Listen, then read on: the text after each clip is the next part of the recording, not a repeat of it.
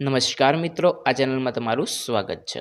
તો મિત્રો, આજથી આપણે મનોવિજ્ઞાનની મોસ્ટ આઈએમપી પ્રશ્નોની એક સિરીઝ ચાલુ કરવા જઈ રહ્યા છીએ કે જેમાં મનોવિજ્ઞાનના બધા જ મોસ્ટ આઈએમપી પ્રશ્નોનો સમાવેશ થઈ જશે અને આ સિરીઝમાં બધા જ એમસીક્યુ બેઝ પ્રશ્નો હશે, જેથી તમે રિવિઝન પણ ઇઝીલી કરી શકશો। તો ચલો મિત્રો, વિડીયોને સ્ટાર્ટ કરીએ છીએ। તો મિત્રો, સૌથી પહેલો પ્રશ્ન છે, મનોવિજ્ઞાનનો અર્થ શું છે? તો એનો સાચો જવાબ આવશે વિકલ્પ નંબર બી, માનવ મન અને વર્તનનો અભ્યાસ। એના પછીનો પ્રશ્ન નંબર 2 જોઈએ તો સાયકોલોજી શબ્દ કઈ ભાષામાંથી ઉતરી આવ્યો છે? તો મિત્રો, આનો સાચો જવાબ આવશે વિકલ્પ નંબર બી, ગ્રીક ભાષા ઉપરથી। એના પછીનો પ્રશ્ન જોઈએ, પ્રશ્ન નંબર 3 છે, મનોવિજ્ઞાનના પિતા કોને કહેવાય છે? તો એનો સાચો જવાબ આવશે વિકલ્પ નંબર સી, વિલ્હેમ વુન્ટ। તો મનોવિજ્ઞાનના પિતા છે એ વિલ્હેમ વુન્ટને કહેવાય છે। એના પછીનો પ્રશ્ન જોઈએ, પ્રશ્ન નંબર 4 છે, મનોવિજ્ઞાનની પ્રથમ પ્રયોગશાળાની સ્થાપના ક્યાં થઈ હતી?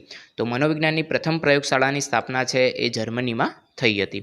એના પછીનો પ્રશ્ન છે, પ્રશ્ન નંબર 5, માનવ વર્તનનું વૈજ્ઞાનિક અભ્યાસ કયા વિજ્ઞાનમાં થાય છે? તો એનો સાચો જવાબ આવશે વિકલ્પ નંબર બી, મનોવિજ્ઞાન। તો માનવ વર્તનનું વૈજ્ઞાનિક અભ્યાસ છે એ મનોવિજ્ઞાનમાં થાય છે। એના પછીનો પ્રશ્ન જોઈએ, પ્રશ્ન નંબર 6 છે, અનકોન્શિયસ માઇન્ડની કલ્પના કોણે આપી? તો એનો સાચો જવાબ આવશે વિકલ્પ નંબર બી, ફ્રોઈડે આપી છે। એના પછીનો 7મો પ્રશ્ન છે, બિહેવિયરિઝમના સ્થાપક કોણ છે? તો એનો સાચો જવાબ આવશે જ્હોન બી વોટસન। એના પછીનો પ્રશ્ન જોઈએ, પ્રશ્ન નંબર 8 છે, મેસ્લોનું નામ કઈ થિયરી સાથે જોડાયેલ છે? તો એ થિયરી છે પ્રેરણા થિયરી। તો મેસ્લોનું નામ છે એ પ્રેરણા થિયરી સાથે જોડાયેલું છે। એના પછીનો પ્રશ્ન જોઈએ, પ્રશ્ન નંબર 9 છે, ઈડ, ઈગો અને સુપર ઈગો કોની કલ્પના છે? તો એ ફ્રોઈડની કલ્પના હતી। ઈડ, ઈગો અને સુપર ઈગો એ ફ્રોઈડની કલ્પના છે। એના પછીનો પ્રશ્ન જોઈએ, પ્રશ્ન નંબર 10 છે, ક્લાસિકલ કન્ડિશનિંગનો સિદ્ધાંત કોણે આપ્યો?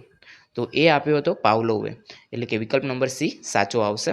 ક્લાસિકલ કન્ડિશનિંગનો સિદ્ધાંત છે એ પાવલોવે આપ્યો છે। એના પછીનો 11મો પ્રશ્ન છે, ઓપરન્ટ કન્ડિશનિંગ કોની સાથે જોડાયેલ છે? એટલે કે આ સિદ્ધાંત કોણે આપ્યો છે? એટલે આ સિદ્ધાંત છે એ સ્કિનરે આપેલો છે।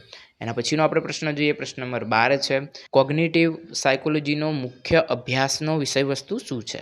તો મિત્રો, આનો સાચો જવાબ આવશે વિકલ્પ નંબર બી, વિચાર અને સમજ। એના પછીનો આપણે પ્રશ્ન જોઈએ, પ્રશ્ન નંબર 13 છે, બાળકના વિકાસના તબક્કા કયા વૈજ્ઞાનિકે જણાવ્યા છે? તો એ જીન પિયાજેએ જણાવેલા છે।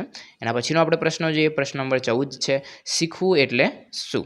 તો એનો સાચો જવાબ આવશે વિકલ્પ નંબર એ, અનુભવોના આધારે વર્તનમાં કાયમી ફેરફાર। એના પછીનો આપણે પ્રશ્ન જોઈએ, પ્રશ્ન નંબર 15 છે, ટ્રાયલ એન્ડ એરર થિયરી કોણે આપી છે? તો એ થિયરી આપી છે થોર્નડાઈકે। એના પછીનો આપણે પ્રશ્ન જોઈએ, પ્રશ્ન નંબર 16 છે, મનોવિજ્ઞાનમાં મોટિવેશન એટલે શું?